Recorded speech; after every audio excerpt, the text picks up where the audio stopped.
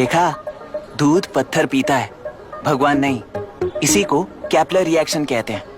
ये सब तो पागल हैं। लोगों के विश्वास पर सवाल उठाने के लिए खुद को सोक्रेटिस समझते हो?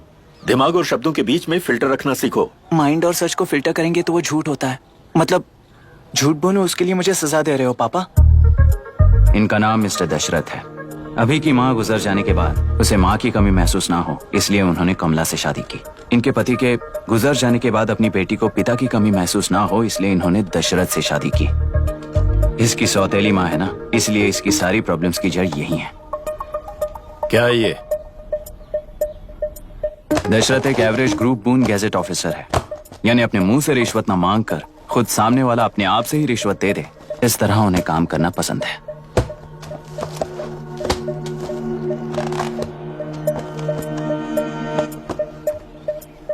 क्या हुआ? पैसे चाहिए क्या? आज से मैं जो खाना खाता हूँ और यहाँ रहता हूँ, उसकी फी। कहाँ से मिले पैसे?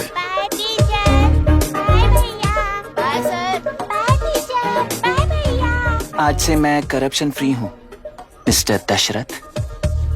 इस तरह अपने पापा के साथ बिगड़े हुए संबंध और निराशा को किताबों पर निकालते हुए वो IAS से लेकर अमेरिका की MIT तक हर एग्जाम में कामयाब हुआ। देश के सारे एग्जाम देते हुए टाइम वेस्ट करने की बजाय किसी एक एग्जाम पर फोकस करता तो पास हो जाता ना। इन एग्जाम्स में वो पास नहीं होगा, ये तुम्हें कैसे पता? मतलब क्लियरिटी नहीं है ना। ये उसने खुद के लिए लिखा है और ये सारे उसने अपने अहंकार के लिए लिखे हैं। उसके पास तो क्लैरिटी है, पर उसके आसपास की दुनिया में कोई क्लैरिटी नहीं है।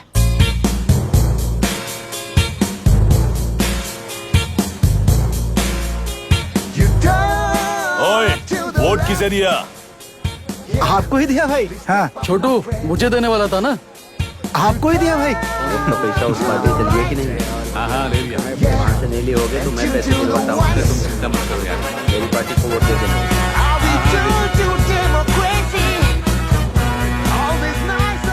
दीदी, दीदी, आप किसको वोट देने वाली हैं? विशाखा बानी पार्टी को। पैसा कितना दिया है? 5,000।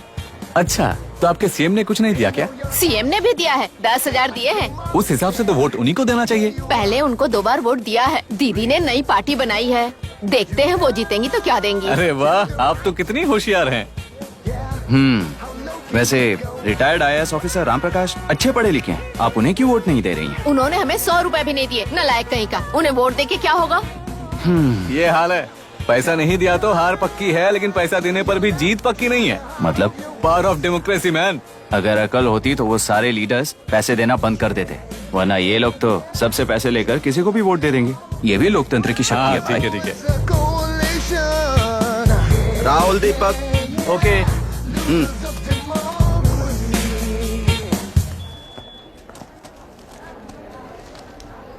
तुमने ऑलरेडी वोट दे दिया, जाओ।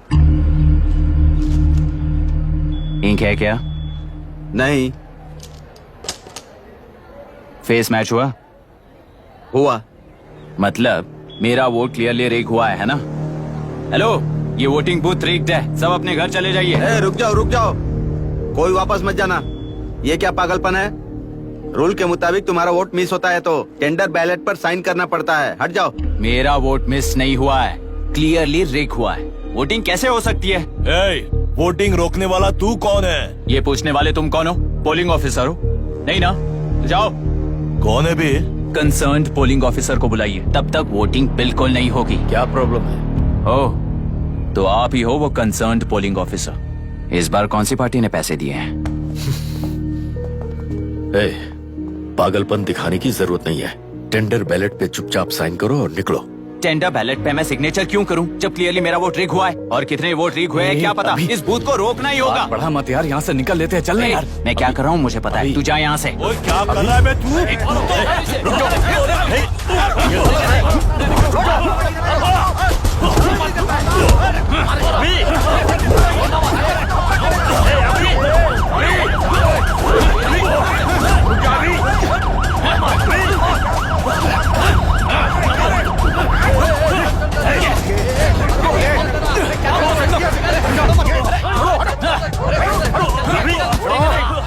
क्या प्रॉब्लम है? कुछ नहीं, इसका वोट मिस हुआ बोलकर पोलिंग रोकने की कोशिश कर रहा है। मिस नहीं हुआ है, मेरा वोट रिग हुआ है। ऐ, वोट रिग हुआ है तो बैलेट पे दस्तखत करके जाओ यहाँ से। यहाँ पे लफड़ा मत करो। ओहो, वोट रिग हुआ है ये सुनने के बाद आपका रिएक्शन इतना ही है? अगर लॉजिकली कहूँ ना तो सिर्फ इस एक बूथ को नहीं, सारे इलेक्शन को रोकना चाहिए। ये बात यहाँ नहीं, इलेक्शन कमीशन में जाकर करो। हाँ, मैं वहां भी बात करूंगा।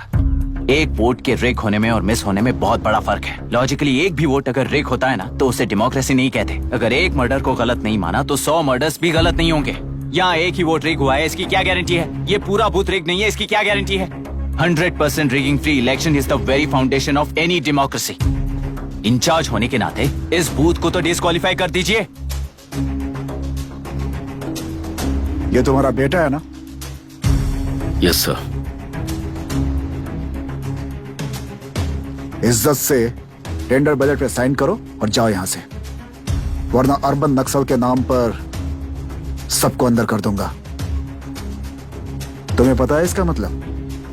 तुम्हारा MIT एडमिशन, अमेरिका का ड्रीम्स सब बर्बाद हो जाएगा। निकल जाओ यहाँ से। शर्म नहीं आती ऐसी बात करते हुए? कलेक्टर के तौर पे आप इस जिले के सर्वोच्च प्राधिकारी हैं। आपको उन्हें अरेस्ट करना चाहिए जिन्होंने पुलिस के होते हुए भी हम पर हाथ उठाया। अर्बन नक्सल्स तो वो हैं जिनकी रक्षा करते हुए आप हमें धमकी दे रहे हो। कुछ समय के लिए इमोशंस को किनारे रख के बात करते हैं। आओ।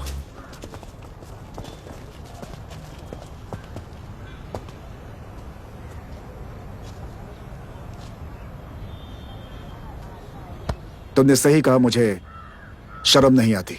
मुझे ही नहीं बल्कि तुम्हारे पापा और पुलिस को भी नहीं आती। पॉलिटिकल लीडर्स के दबाव में रहने वाले सिविल सर्वेंट्स को कभी नहीं आएगी। अभी तुमने कहा ना, उन गुंडों में और हमें कोई फर्क नहीं है। छोटे, इस देश में हर कोई इंजीनियरिंग पर कितना मिलेगा, मेडिकल में कितना मिलेगा, MBA करने पर कितना मिलेगा, इस तरह से हिसाब लगाते हैं। लेकिन IAS बनने वाला सिर्फ देश का कितना भला होगा ऐसे सोचता है। पर सिलेक्शन के 6 महीने बाद ही, जैसा तुमने कहा, बिना शर्म के जीने की आदत बना लेता है। बाहर से पत्थर मत फेंको, कभी अंदर आकर देखो तब पता चलेगा। यह बूथ विशाखा वानी का है। डिस्क्वालीफाई करना मुश्किल है, ऐसा करना तुम्हारे लिए रिस्क है। सो इस वन साइड वॉर में लाइफ बर्बाद मत करो। फ्लाइट लो और निकल जाओ। 1 हफ्ते में अमेरिका जाने वाले हो, इन सब झंझटों में मत पड़ो। वैसे भी भागने वाले को देश के बारे में बोलने का हक नहीं। जाओ।